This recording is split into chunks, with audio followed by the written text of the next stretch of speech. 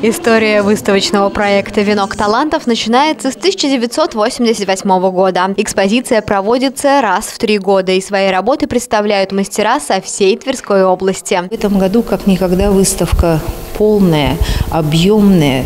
Представили свои работы 37 муниципальных образований Тверской области, около 1000 работ и более 400 участников.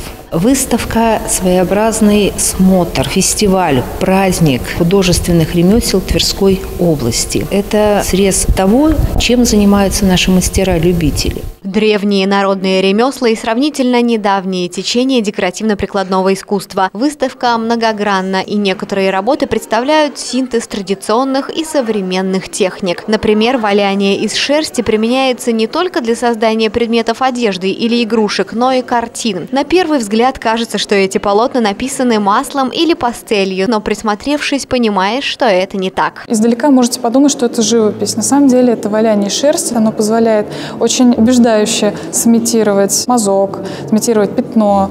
И таким образом полотна вот эти могут соперничать с традиционным видом искусства, таким как живопись.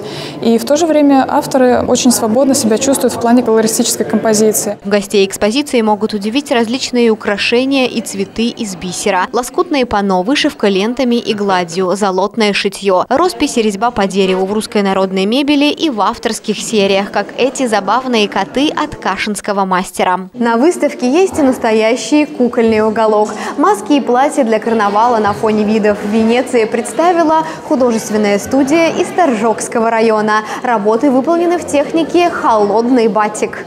А эти куклы из папье-маше для спектакля «Аленький цветочек» создали в Кисовогорском народном театре кукол. В рамках выставки проходит 4-й областной конкурс «Головной убор и тканый пояс» как элементы народного костюма, итоги которого подведут в день закрытия экспозиции «Венок талантов» 17 января. В музейно-выставочном центре Тверского областного дома народного творчества также планируется проведение мастер-классов по различным ремеслам.